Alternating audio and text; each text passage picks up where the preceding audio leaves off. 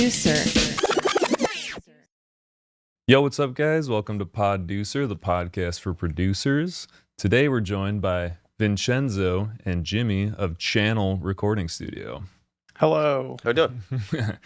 We're chilling, dude. This is a beautiful spot you guys got, and it's now open to the public, Yes. right? Yeah. So we're doing sessions, making music. Yeah, and we're in Fort Knox, which We are. is like, why is it a fort? Was it actually like a fort? Yeah. I have no idea. I think it's just Yeah. because Knox Avenue, they were like, let's call it Fort Knox. This place is secure. Yeah. So, but you guys have been working on this for a minute, and we're going to get Yeah. into that. But let's do a little intro. Mhm. So, like, if you can introduce yourself, Vincenzo, and just what do you do? Yeah. What's going on? Yeah, my name is Vincenzo. I go by Zino B. I'm a music producer. I'm an audio engineer. Poetry, lyrics, a little bit of modular synthesis, guitar, that kind of thing. And a hell of a vocalist. And a hell of a vocalist. Yeah. Thanks. He saved a lot of sessions being the backup vocal guy. Yes. Oh, What a really? beautiful They women's get you voice in you there? have. Yeah. Oh, yeah. I got a mean falsetto, they say. I'm Jimmy Bonfort. I go by Jimmy Bonks. I am a producer and audio engineer. I've been in Chicago about 4 years. We built the studio. We started building about a year ago. Before that, I was at Joyride. Worked with some cool, notable people, and worked on some great records that some of them got, nominated for a Grammy. And Crazy. yeah, it's been a I'd like run. to say that, me and Vincenzo, we went to school together. Columbia. Yeah, rep it. Chicago. But I actually don't know that much about your backstory, so I feel like that might just be a good place to start. You said that you have had Grammy-nominated records. What? Yeah. For who, if I may ask? So I did a record with this group called Wendy and DB, and they made a record, I guess it was 2 years ago, that was nominated for Best Children's Record.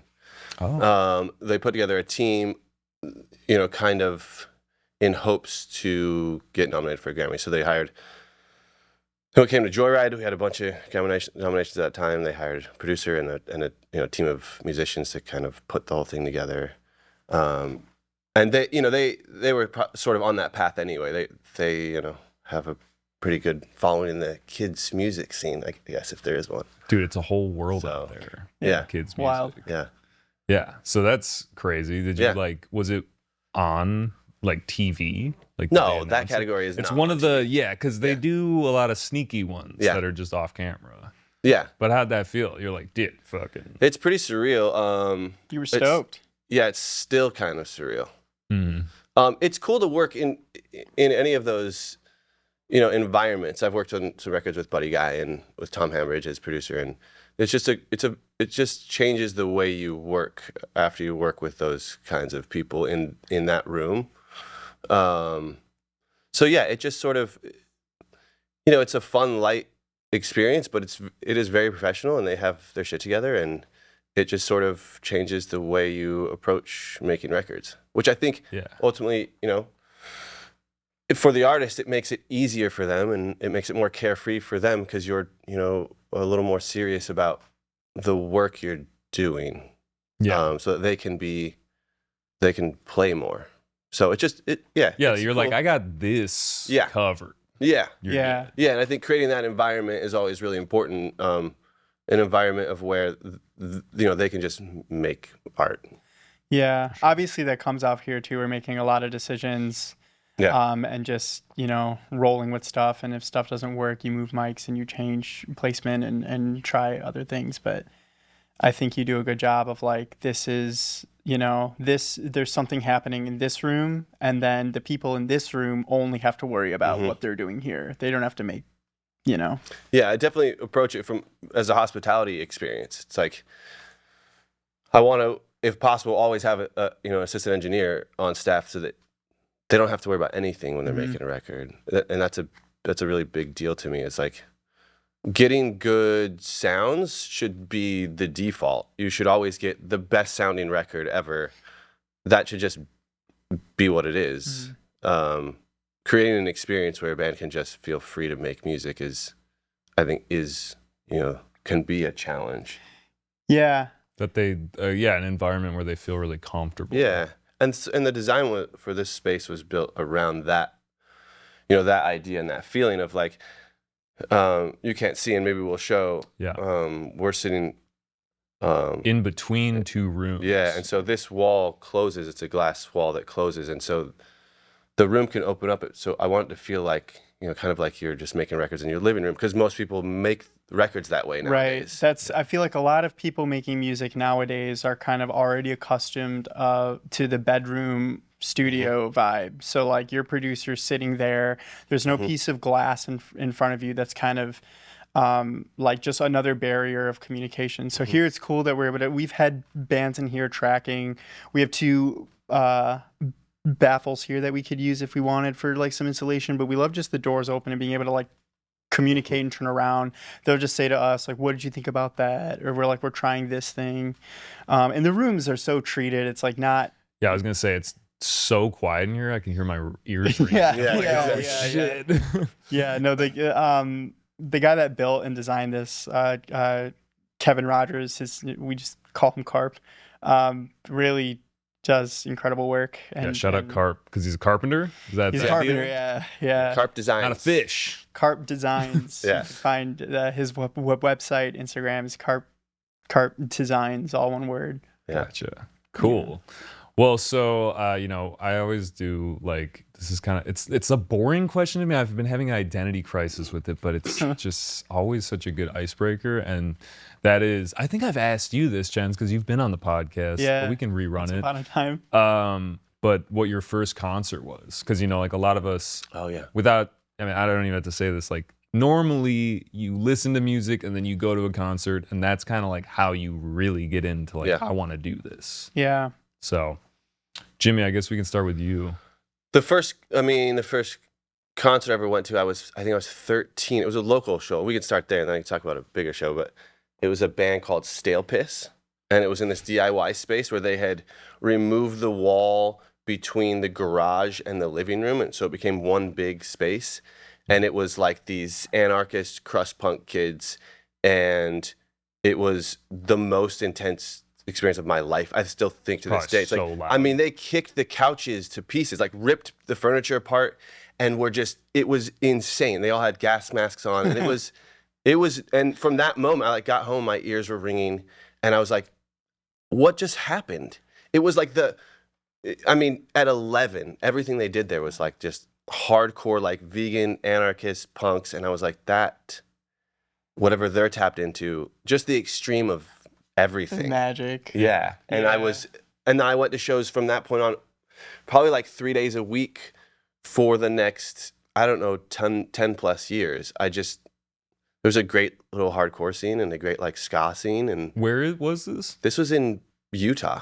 Okay. Yeah. And I think there's a lot of counterculture there. Really? I've never been to Utah. Yeah. I mean, it's, you know, there's a lot of kids rebelling against, you know, the major religion there. And so is the major religion Mormonism? Yeah.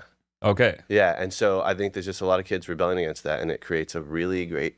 Were they a scene. Mormon like punk group that got out of the? Oh, I don't know.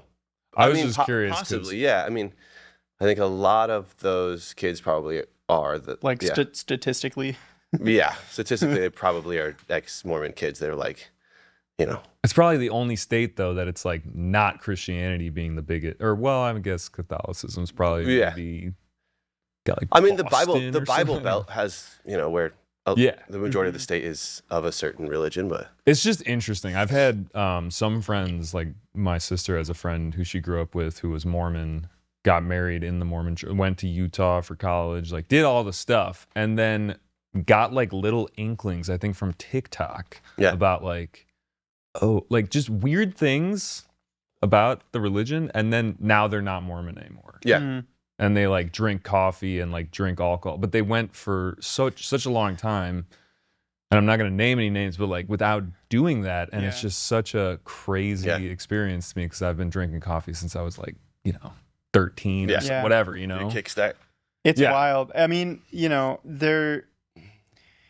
it's kind of hard because, and I'll answer your question in a second, but just like as the thought, you know, you look at like where we are right now globally or just in this country, like with political tensions, high. There's a lot of people suffering because of that, but also there's a lot of inspiration. I've seen a lot of great shows with people who are like spreading a message, you know, talking like against a lot of the stuff that's happening now.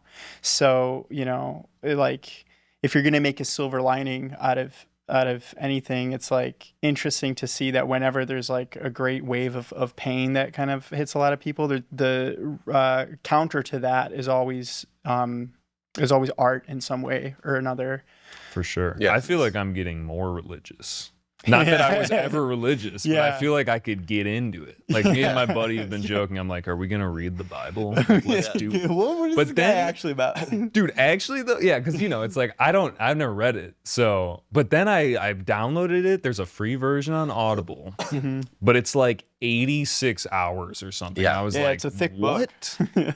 In God? Or like, you know, but like I was just like, all right, that's kind of long. but Yeah. maybe I'll Most try of it. it's the index, though. You think? No. No, No, I don't know, You dude. know, a lot of stories. I heard there's like better parts that are like a little bit more action packed, Yeah. like revelations or Yeah, I mean, you know, like talking politically, I know this isn't what, you know, we're here for, but I find it interesting that the book's been edited so many times. So right, which version, dude? I don't know. like, you know, so many different political entities had said what we know the power that religion has. What edited version do we want to kind of say what particular you know, thing to the masses? Yeah, and not to get is into like a interesting. whole wormhole about this, but it is just like the times are strange, and I feel like I've become more spiritual, just I to like think- deal Sure. with Yeah. kind of Yeah, what's I going can on. agree. Yeah. I can agree. I think my first, like the concert, I can't tell you my first one because I don't really remember it. But my, like the one that kind of like I saw and I was like, oh my God, this might even be the same answer I had for you. But I can't remember. Yeah, coming as a guitar player, I went and saw Rodrigo y Gabriela in The Taste of Chicago, where these two, they both play kind of the flamenco acoustic, the classic acoustic guitar. like a nylon. Yeah, the nylon string kind I of. love flamenco. But they kind of do like rock, but it's flamenco influenced. Like I think even I've seen interviews with them being like, we don't play like any established genre of music. We kind of do our own thing, and they're just like two incredible guitar players. And I remember seeing them and just being like, yeah, I want to get, you know, my thought's never been like, I want to be known for music. I've always kind of thought like, I want to be sitting in my bedroom and playing that well. Like that's like some stuff that they're doing up there. It looks like they're exercising, you know, something out of themselves. So that was probably the most like the first most influential concert that I've been to. Yeah, that's sick. I was listening. I feel like Rick Beato. Like I feel like a lot of people who are listening to this probably know who that is. But he was just saying how like, you know, anyone doing like pop music or something at a high level, you're like an athlete. Yeah. Like it takes a Oh, lot for sure. Yeah. to, you know, especially with the Especially pop stuff. Pop, yeah, it's I like feel like you're- dancing. Yeah. Whatever. You're an but- athlete, you're a manager, you're an actor, you know. It's a lot, but it seems like both of the concerts that you guys went to, there was a lot of energy on stage, and like, you know, this concept of like completely draining yourself, like going on stage and like giving it your all. Yeah. Those are Yeah. always the best performances. Yeah. I have to play we're flying out to Boise next week. I have to play a 2-hour set, which I don't play that often anymore. And I'm like, I don't know how long I'm going to last Can Carp come in? in the middle of the... Yeah. We're recording, but come on in. This is Carp. We've mentioned him before. We were This talking is about Kevin Rogers of Carp Designs. Yeah, Yeah. we did everything 3 I've times. learned so freaking much Yeah. throughout this whole process of things Yeah, that I'm let's- glad I know, but I never planned to learn. Yeah. Let's talk about that actually, like Sure. how this place came to be. So Jimmy I'll tell this from my perspective. Sure. Jimmy and I were working before there was a channel recording company. We had 2 rooms in Fort Knox kind of together. Actually, even before that, we met on a job. We were both doing like freelance audio stuff, and we just got talking, about audio, about music, about like what we like to do. And then I don't talk to you for probably a month or two, couple months, and you just reach out like kind of out of the blue. I don't know you very well, and you're like, dude, you gotta look at this space. Or like, no, you didn't even say you gotta look at, you're like, you gotta go in with me on this space. And I'm like, is this like a scam? Who are you? What are you talking about? And then, eventually I'm like, all right, I'll go and check it out. And we go, and basically it was 2 rooms. They had cut a hole in the middle of it, and that's where we ran all the XLR. We had HDMI, SDI going to a camera to a TV, and that was like the faux window. So we worked out of that space for a year and a half, 2 years. Yeah, a year, I think, something like that. And then, it got to the point where there was a lot of, I think we had some bleed from other rooms and other stuff was going on. We were just like, okay, we have to figure out kind of a long-term thing. We know we want to produce music. We know we want to record albums. And we knew someone who had, who opened a record label and was drumming for a lot of the bands that we were recording. So I think all those talks were kind of happening too. And we actually were looking around at spaces. At one point we were driving around and you were like, I think a place in here is like for lease. So we just walked in, no one let us in. We were just walking in the back of this, like there were a bunch of businesses, and we were walking through the back of that just trying to find. Remember that? We just walked by that building the other day, and Ravenswood in Lawrence or something. We were looking for a space to build a studio for a while, and then I think it was it Crane who mentioned Carp? Yeah, I mentioned that Carp should come check out a space that I was looking at. Yeah. And then he came and checked it out and was like, this is not ideal. And then he was like, I've always wanted to build my own studio. He's like, you should check out this. And so the space we're in now used to be where he would fabric the panels. Literally a warehouse. Oh, wow. Warehouse. It was a raw warehouse Concrete space. Floor, just nothing space. on the walls. I think it was like cement block wall. I can't even remember now. Yeah, it was all like just bare bones. And like, coming in was like, I don't know. I have no idea how we're going to do this. And then I look at Carp's website and I'm just like, oh, damn, Which, this guy. carpdesigns.com. Check it out, because he's incredible. And he does everything from small, he'll do just, custom panels to full-blown. Yeah. So I'm like, okay, damn, we could like really do this. And then with any construction job or whatever, it's like, 3 months, 4 months, 5 months. And we're just like going and going. It got pretty draining after a while because it's like, I don't know when. I would go to work, 7 to like 3:30. Then I would come here until like 10 for like months at a time. And every weekend, 10, 12 hours. Yeah. And he kind of he told us what to do. He did the stuff that was like, this can't be screwed up or else, you're just pushing mistakes on. But he pretty much trusted us to do like a lot of this stuff. Like, we drove up to Wisconsin at one point because you'd found these like little brick veneers. The thin brick, yeah. We did all the brick work. We did a lot of the panels. We did a lot of the insulation, a lot of the actual the wall framing and stuff. Not all that. That was one of those things where it's like that this needs to be right. But everything, drywall, panel. We you guys learned all the stuff to basically build a house. And a lot of it, I jokingly say this, but I'm serious. We the controller, and we fabricated 3 times. Yeah. Carp's like, what are you doing? I'm like, dude, that's not the same color. You're like, no. Yeah, I'm like, I don't know what I'm doing. He's like, why would you do that? I'm like, I'm just doing my best. So there was a lot of, a lot of learning. Yeah. Really. And again, great skills that I'm glad that I have now, but all of these are skills that I just didn't. Like a year ago, had I told myself like, you're going to know how to do this and this and this, I'd be like, why? I think it also, it sort of puts you're building the studio with the end in mind, and having guidance from someone that builds studios full time is pretty amazing. Huge privilege, yeah. You're explaining to him what you want, not just as far as aesthetic and feel, but sonically. So the live room as well as the control room, there's cedar on both walls. This wall has diffusion, and then the brick wall here, and then cedar in here, and then a bunch of absorption. Because those things sonically sound really good. Do you Yeah. pay the price for cedar? Is Yeah. it expensive? Yeah. And that's partially why it took so long, right? I mean, some of the stuff's expensive, and you just gotta Save do all up. the work yourself. And What save was up like and- the most challenging part? Like, was there a part of it that you're like, dude, I don't know?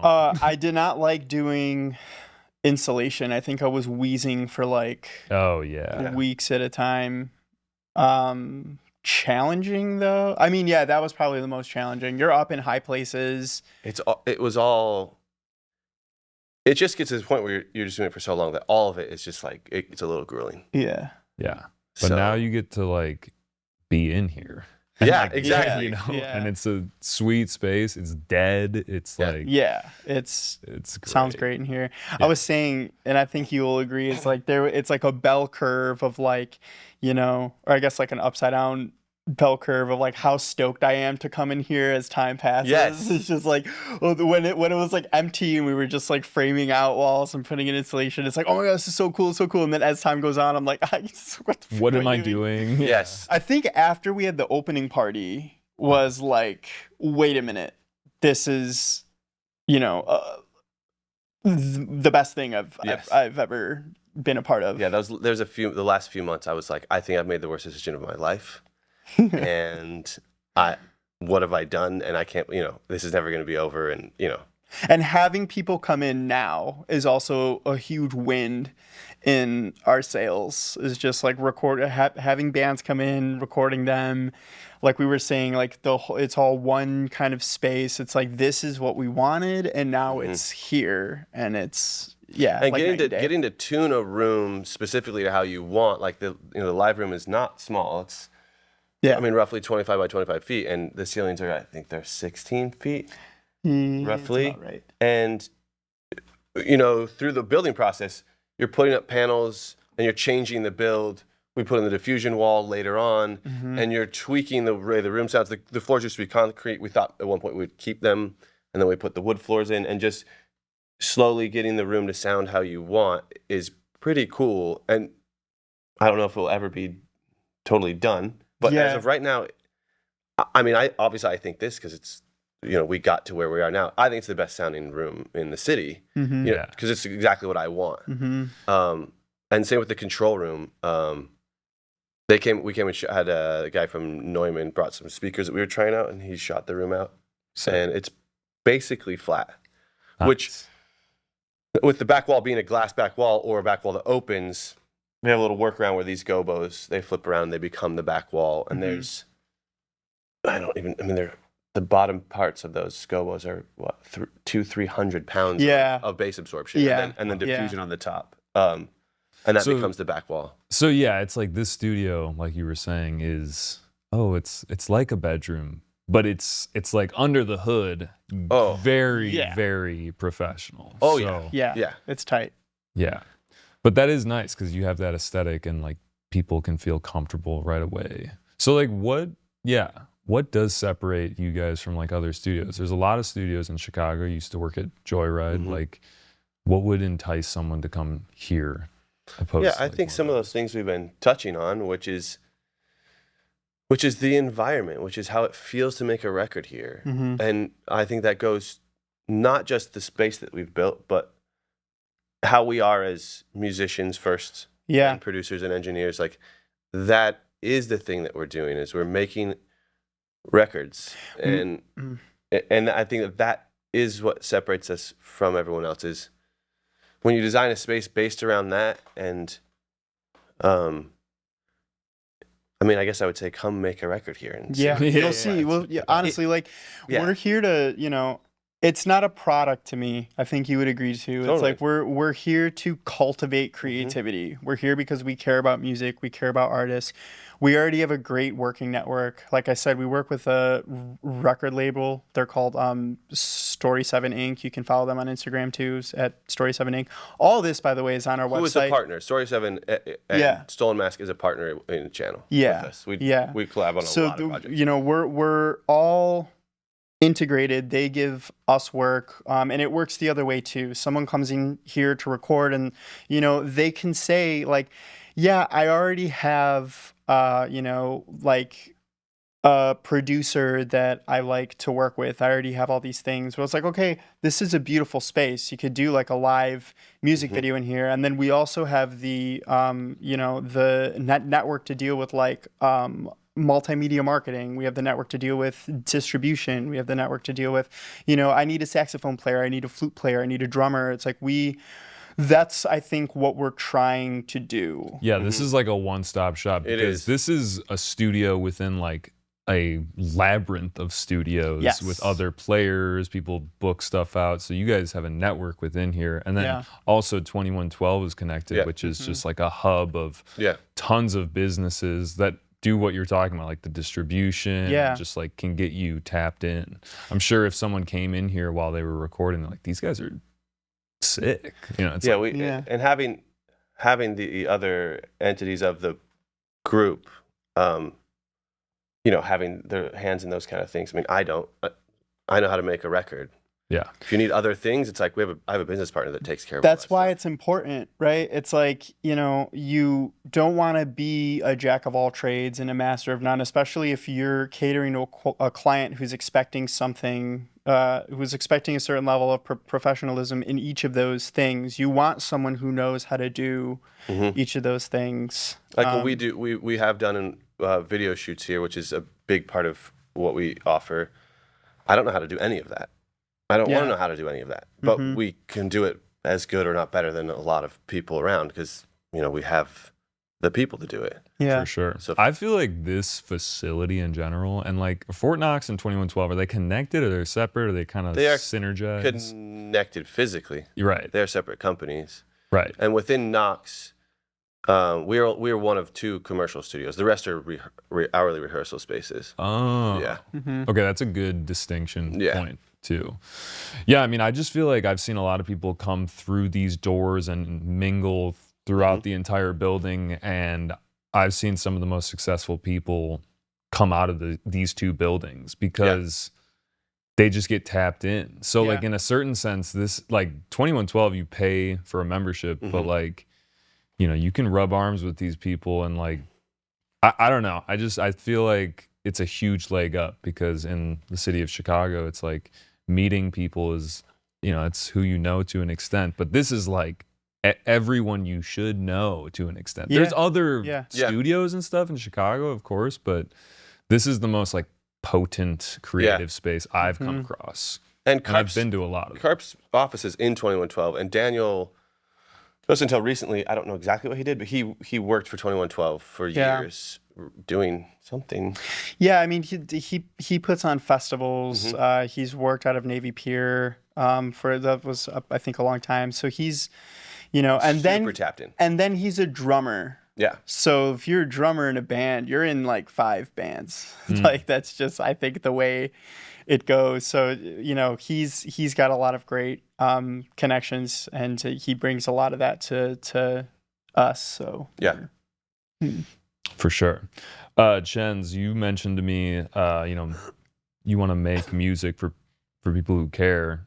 Kind of what is the audience like? People that care about music who are musicians, or just like, I don't know. Maybe you can help me formulate this question even better because like, what did you mean by? Yeah, my goal, right, is to record people that make music because they have to make music. There's no alternative for them. It's not like a pet project or a hobby. It's like everything else is the means to kind of, whether it be, I do this job so that it makes me enough money so that I can go and make music, or I do that's always been my that's been my friend group. That's been my personal outlook, is just, you got to really care about what you're doing, through the lyrics or through the production of it too. And I think that's what our clientele is. We've had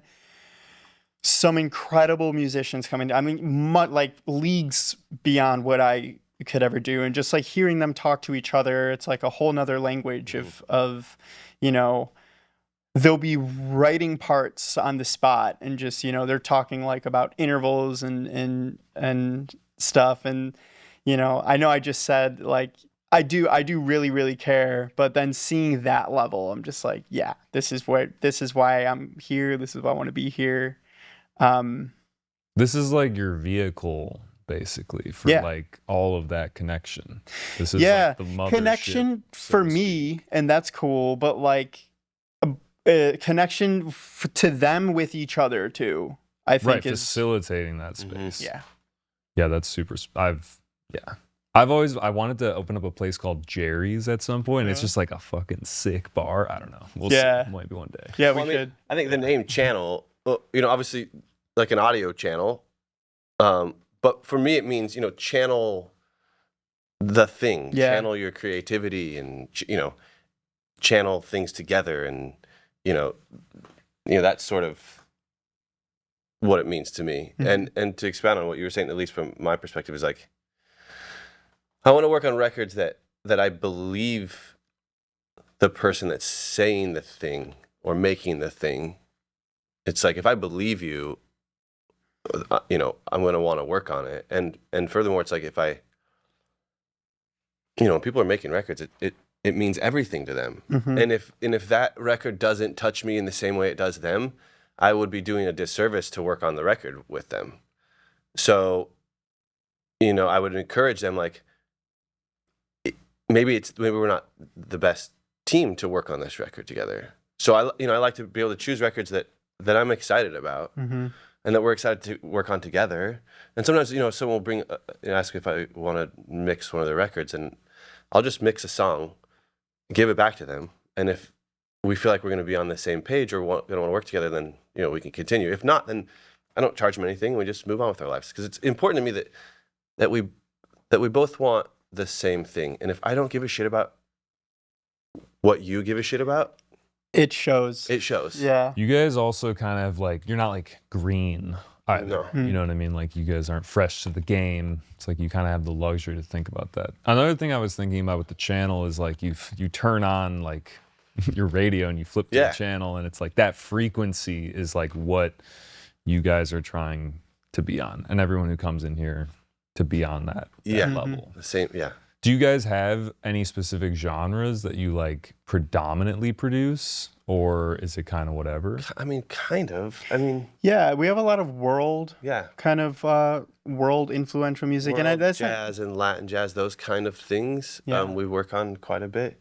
Yeah, we love music, right? We're open to anything. But like right now, I think that's the big thing right now. We have some people like Eastern European folk, kind of rock, all with like, things to say and messages to spread. And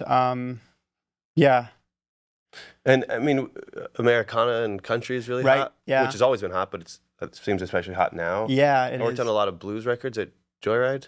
You said Buddy Guy, dude. That's like Chicago legend right there. He's truly incredible. I mean, not just as a musician, but as a person, the storytelling, like he's truly, man, he's an incredible. He's a guy you want to be in the studio with, because he's just got it's quite an experience to see someone with that much, just history, and he just is a blues man, and the subtle things that he does musically, I mean, they are truly. He's one of the greatest. He really is. Yeah, it's a really cool experience. Are there any bands in Chicago that you guys listen to that like have not been into the studio that maybe we could shoot them the bat signal and be like, yo, maybe you guys should come check this spot out? That is a great question. Really I wish I had one off the top of my head. Yeah. Or maybe not just bands too. It could just be artists, electronic music artists. There's this DJs. band. It's like I have bands that are like Chicago or Midwest based. I don't know if they're together anymore. One is called, like whatever. I don't know these people, right? But there's this band called Harvey Fox, and if they're like rock, but they get a little experimental with it, and that'd be pretty That'd be amazing. cool. I always got to shout out my personal favorite musician in the world, Andy Shelf. And if Oh, I yeah, ever yeah. got to record Andy Yeah. Shelf in the studio, I'd That'd probably be- quit. I'd probably be You'd like, be like, cool, that's the highlight. Let me check out. There's a jazz. Well, I guess they were a trio for a long time. Now they're a quartet. The Bad Plus. I think they're out of Minneapolis. I think Dave King is like my favorite drummer. He plays drums for them, and some of the records they've made have, shook me. I would love to make a record with them, Yeah. with Dave King or with the Bad Plus in general. But yeah, that would Yeah. be- Sometimes it's really cool. important to put it out there in the ether, not Yeah, saying that totally. this is gonna get to them. Oh, No, that was a great question. I wish I'd Yeah, I know. So, you know, I primed you for it. Yeah, exactly. I would've had a couple ready. Scoured. Yeah, maybe it would have been more cheesy though. It would have been like, who can we realistically Yeah. get in here? But yeah, that's that. You know, there's another band. I'm forgetting. I think they're called Oops, and they had an album called Dope. I hope it's not reversed that the album's called Oops and the band is called Dope. But I was like, you know, and they were another, I think, like from Chicago, and it's like when I first heard that record, I was like, dude, like one day, I was working out of another studio at the time, and was just like looking around like local kind of that scene, and that's all like, you know, grungy, rocky, which You is I like, yeah, that's Yeah, what I like. Yeah. Yeah, what do you guys listen to right now? I know I kind of wanted to open up the door to this like country Americana topic Yeah. because it is interesting. Like, I guess we'll just go there and Yeah. then save that question. Who do you listen to right now? But Sure. like something about country, it's like seeped into pop. It's Yeah. like just popping up. But like Yeah. my brother, he texted me before I came here. He went to go see, I forget who it was, but he's like a rapper.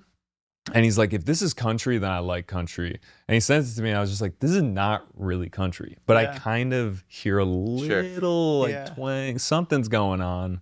But like the boundaries or the borders between the music. I mean, genres are kind of dumb, right? But yeah. but They're I helpful. think that they can be helpful for categorizing stuff. But like in terms of you know, what is country? I don't know. It's like bleeding into pop in a way, or other genres that it's Yeah. just. And I wonder if it's just this like America like identity crisis, and like that's one of the things that we have. So people are like, I don't know. It's kind of a uniting thing. It's kind of a beautiful thing. Yeah. It's not my favorite genre necessarily, but like I see the value in it. Yeah. For sure. What do you guys think about the whole thing? The situation.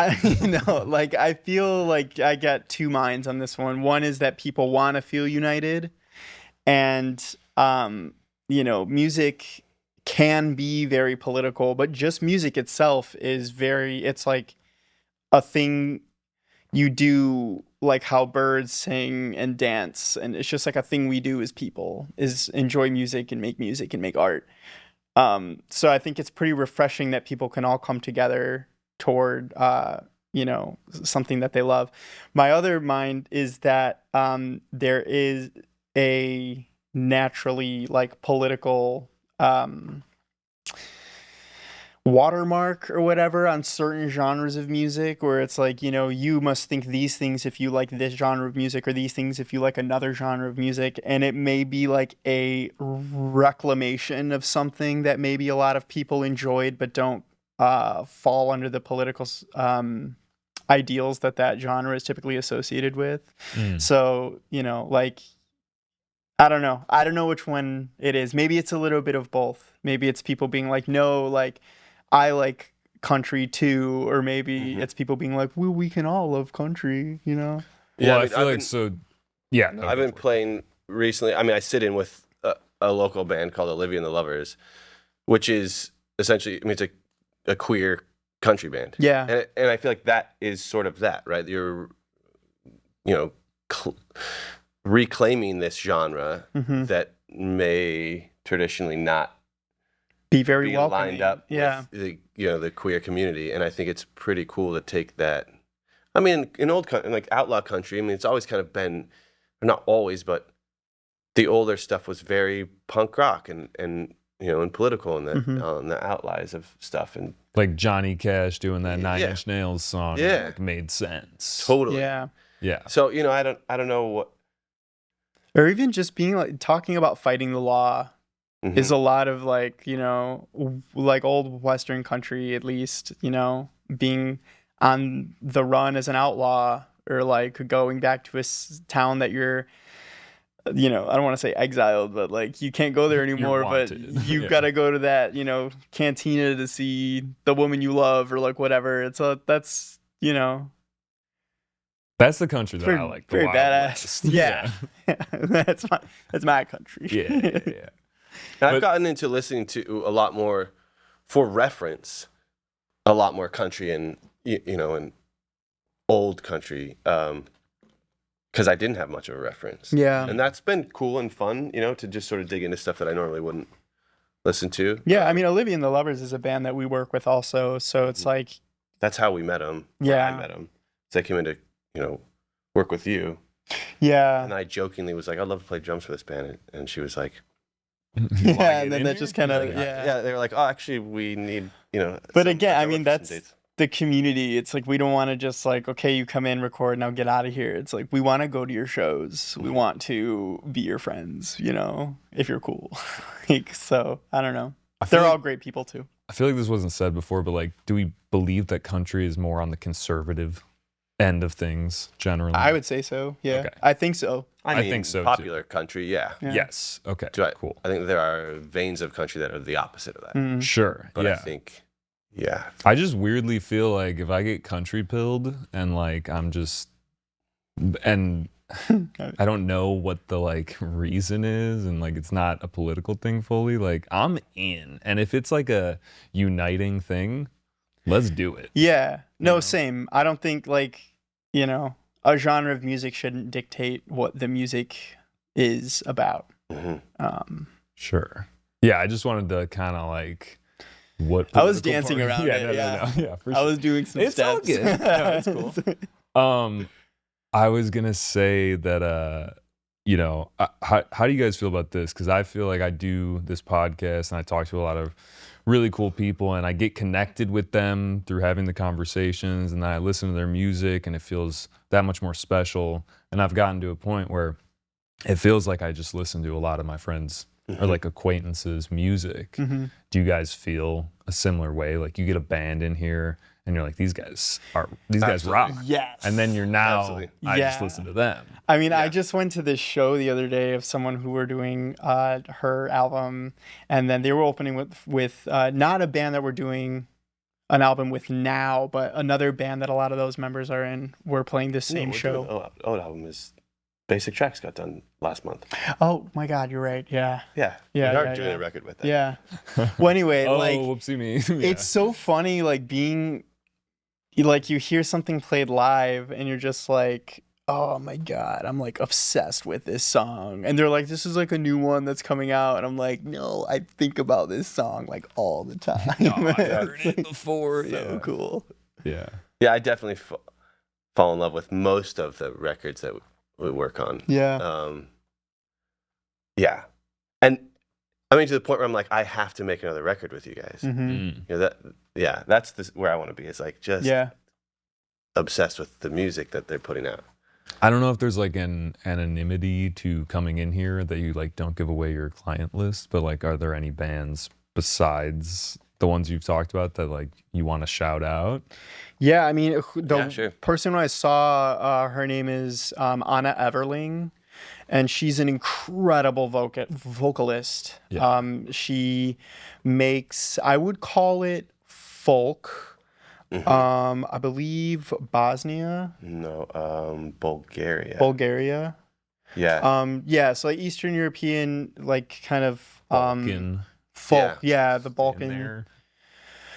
and just like incredible. Her voice is, I mean, incredible. You don't understand how she's making these like sounds. I'm like, it's incredible. Ode is another. They're going on tour in August. And you know, more rock, same like Eastern European. Their other band, Machina, is really, really good. Very, Olivia like, and the Lovers. Corn on My Dinner Plate. Is Corn one on of My Dinner all-time Plate. favorite guys to work with. Yeah. We've got, when is that coming out? A single coming out soon. So yeah, which is so fun to cut. I mean, they're just great people to hang out with. So what's fun to kind of ask you guys, we talked about country music and kind of like the scene, but I feel like I would be remiss if we didn't just slightly like, what do you guys think about like this AI stuff? Like, I don't know when this will come out necessarily, but like, Yeah. have you guys seen this band that's like like a AI group or? Yeah, No. I'm AI actually. Yeah. I have a lot You're of. actually digitally. Yeah, I'm not in the room. Yeah. My thought on AI is this. I think it's why can't robots do the stuff we don't want to do instead of the stuff we do want to do? And furthermore, like, it's not going to stop anyone from making art. Mm-hmm. Yeah, I And guess. it doesn't discount the reason that you make art is because you're trying to convey a feeling that you have. I'm gonna talk about Andy Schell for a second. Yeah. It's when I hear his music, I'm like, you just wrote something that came out of my brain.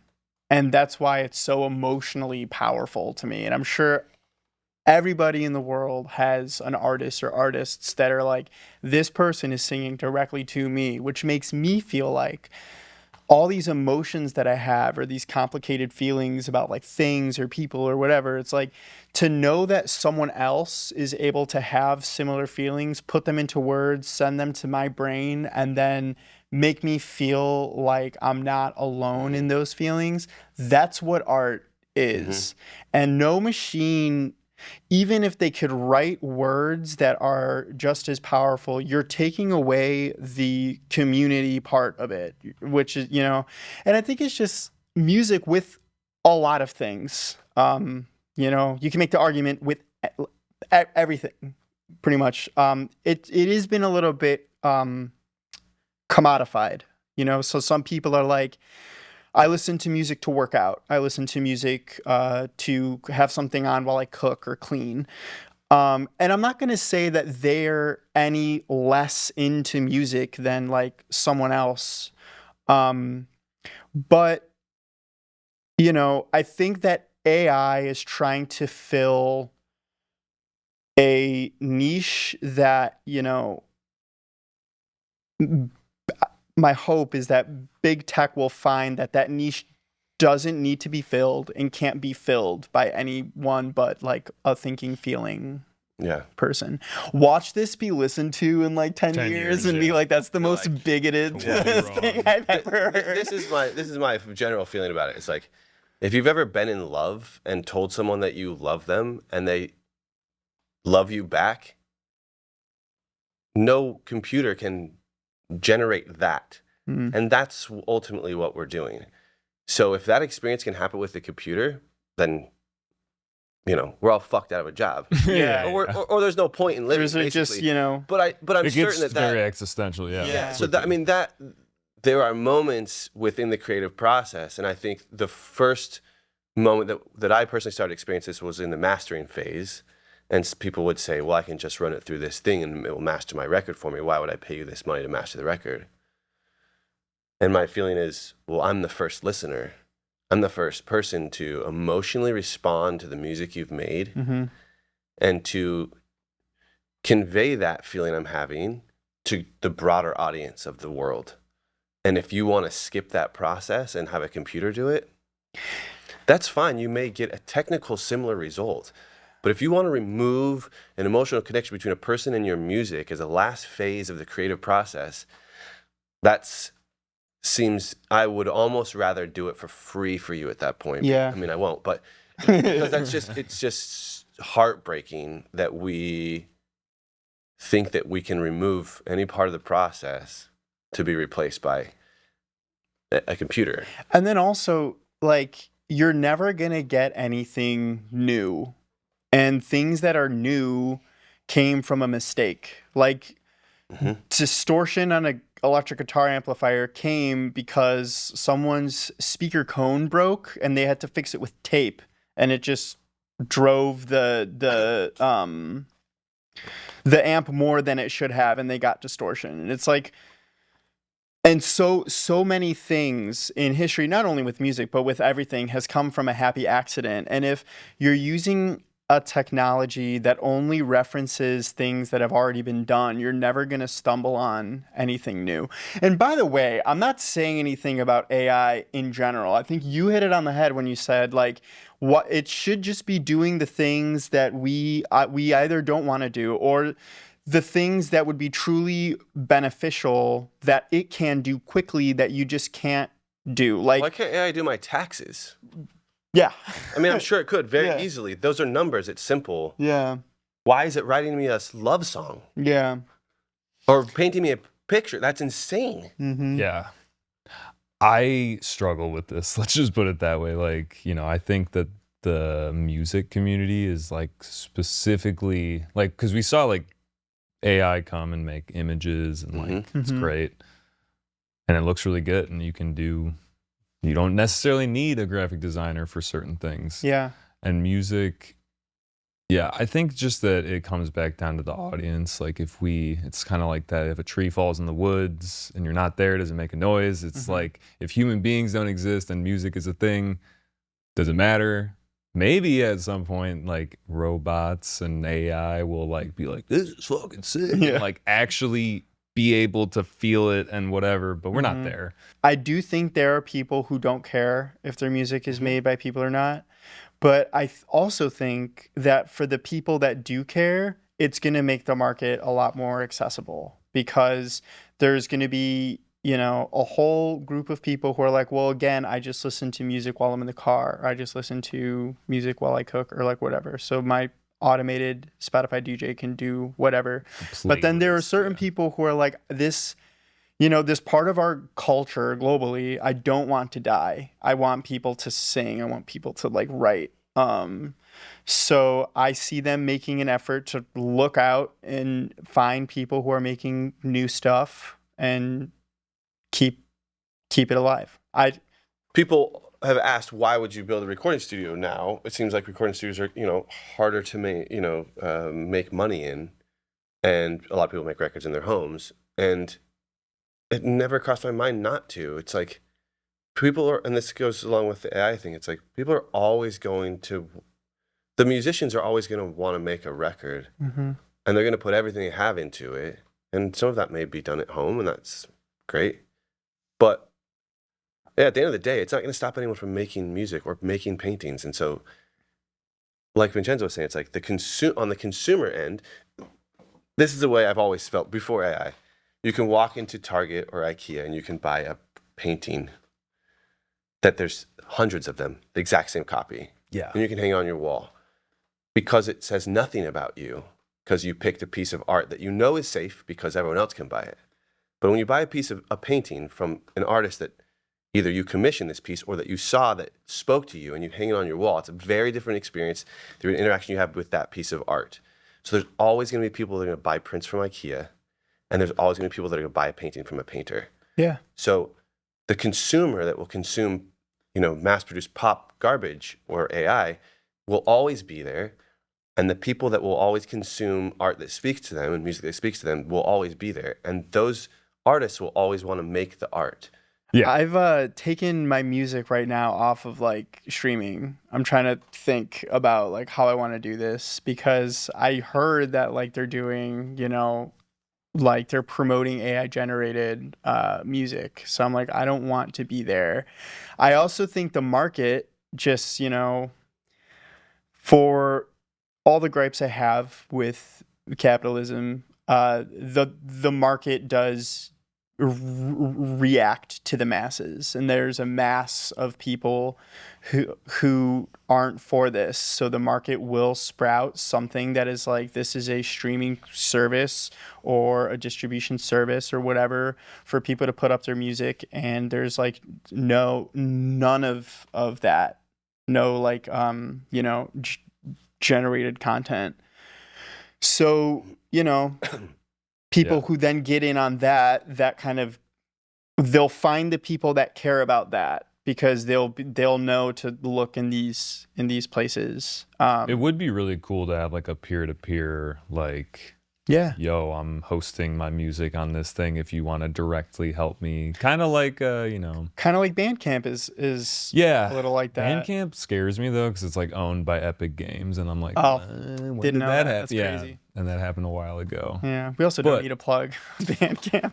Yo, no, I mean, but it would be kind of sick to be like, I'm an independent artist and I'm on this whatever, like some kind of like blockchain technology. We need that shit. I don't know. That's how I believe, but Yeah. it'd be cool because there's that thing. I remember someone told me it's like, if you have like 100 fans that are gonna pay you like $20 a month or something, you're like doing good, and that's Yeah. 100 people. Yeah. So it's really about the super fans. It's not like you have to have everyone's attention captured to make money. And Mhm. maybe at the end of the day too, what you were saying, like artists are going to make the art because they want to make the art, and the people that want that niche thing want that because they just think it's cool. And like, it's not about the money.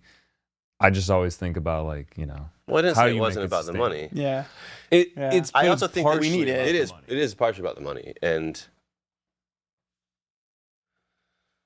yeah, it's hard. It's hard to It's make money. In complicated. this. We'll see what It's very happens. We got to invest in some good companies that are not gonna like Yeah. Yeah. just steal our That's shit. the tough part.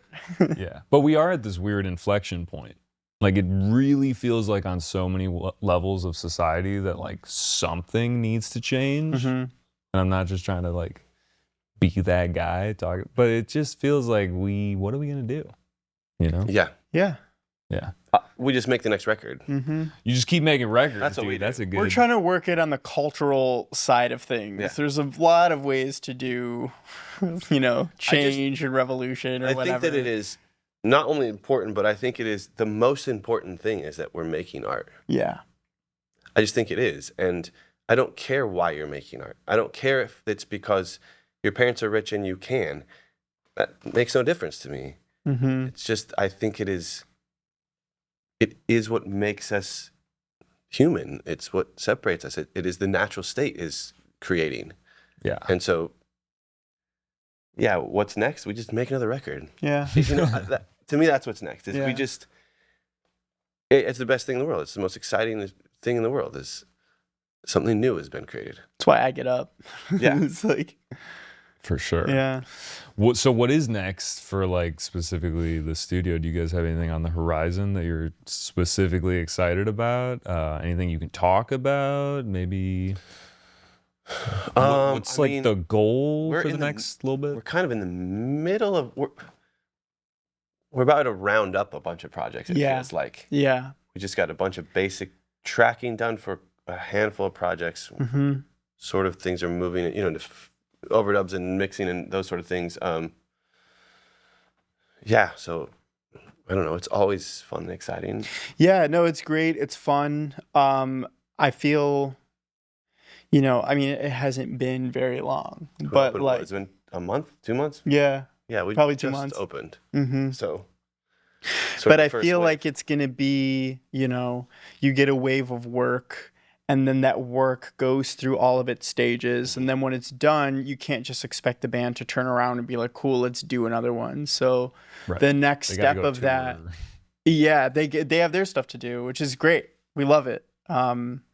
So the next step of that would be like clientele and outreach. And so it's going to be a lot of going to shows and, handing out cards and talking to people, networking. And, Speaking of that, I mean, if someone wants to book Yeah. at the studio, how do they do that? yeah, you go to channelrecordingcompany.com.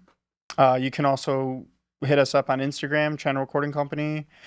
Mine is Zino B Audio, but it's the same place. You'd just be talking to me directly, but I would just send you to Channel Recording Company anyway, so I would just do that. And again, our website has all of these different stages: the record label, the studio designer and builder. It's got us, so I'd say that would be the place to go. Yeah, Sure. and that's how you would contact me. It's just through channelrecordingcompany.com. You could reach out there or on Instagram. For sure. That is, yeah. I would say if nothing else, just come check the space out. Yeah, I'd Just say come it's to- magic. Just come do a tour. Just Uh-huh. come check it out for no reason at all. I don't, just because we want to share a beautiful space with you. We love to hang. Yeah, We love to talk. Good hang. Just go check it out. That's all. Yeah. You know, if you want to make a record, great. If not, that's fine too. Yeah.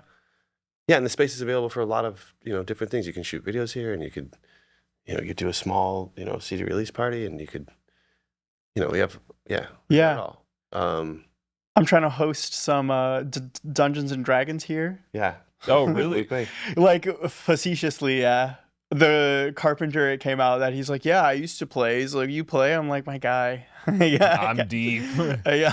I'm like, I got the brainworm. Well, you're trying to get Lupe to come do it. Yeah, dude, that's another thing if that happens. So we loosely have a connection. Chill, who made all Lupe's records, is a friend of ours, and Lupe Fiasco for those who don't. And so we found out that he's into Dungeons and Dragons, and Vincenzo's like if I got to run a game for Lupe Fiasco, that would be another thing that I'd be like, all right.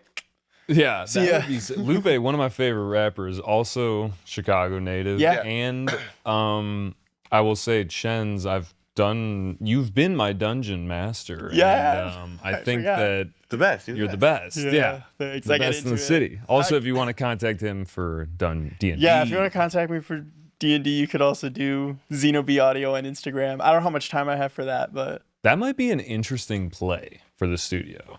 Like Dungeons and Dragons record a record stuff. Then play Dungeons and Dragons. Or like record the music, like it's like a live Dungeons and Dragons. Whoa. Like It's interesting. I actually am working on some composition for D&D. I just figured I wouldn't bring it up because it's not like it's not relevant, sexy, dude. but yeah. I that's what I like to do in my room when I have will free also time. say the room.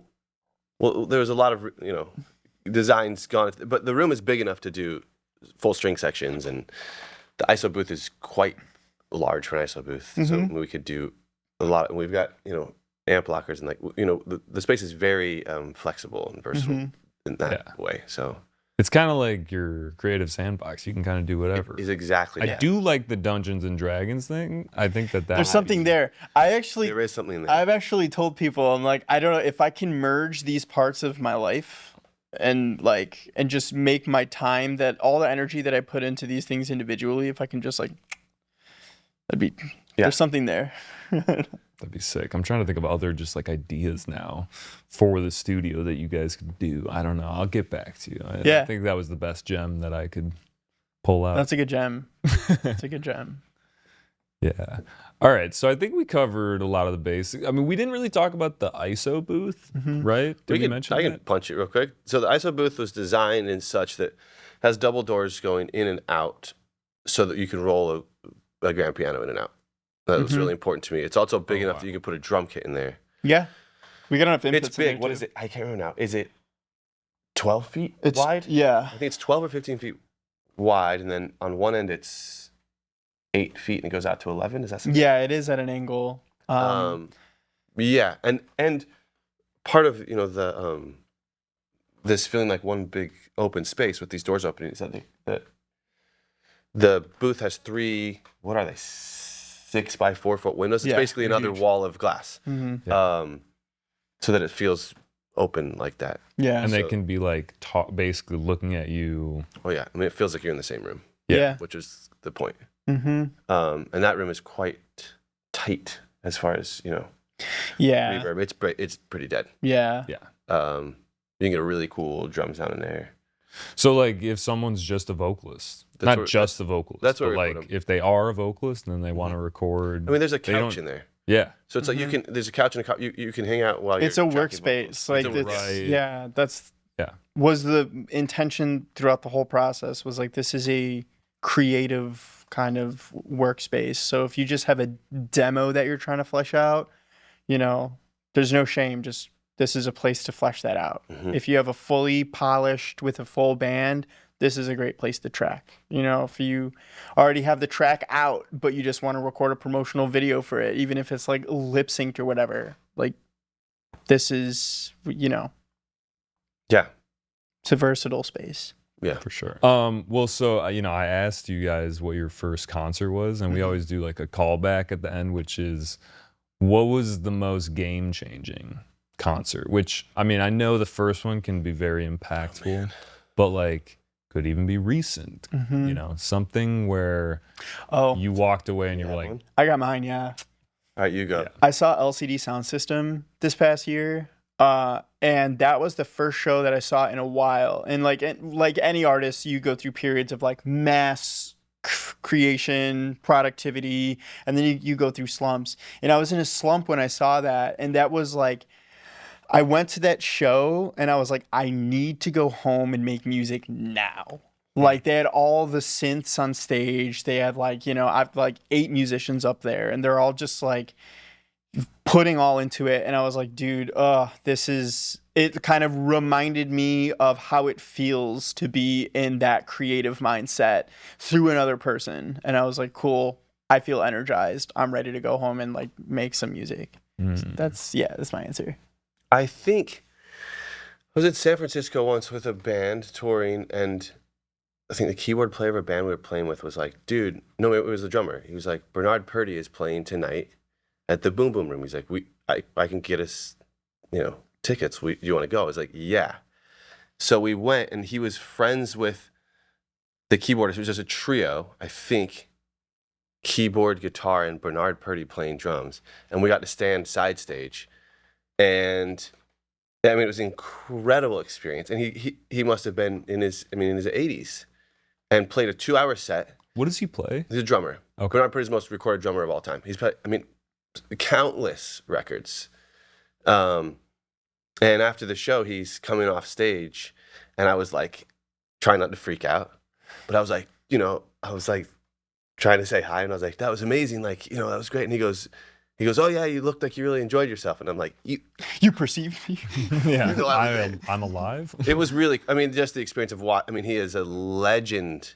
That would blow my mind, dude. Yeah, I was like, dude, you're the coolest person of all time. And he is. So that was really cool. Just the way he sits in the pocket. It's just like, there's this thing I think about a lot of, well, I'll just speak as a drummer. You have to remove your ego from drumming, or you'll be the most annoying drummer in the world, and you'll step all over the song, and you'll ruin everything.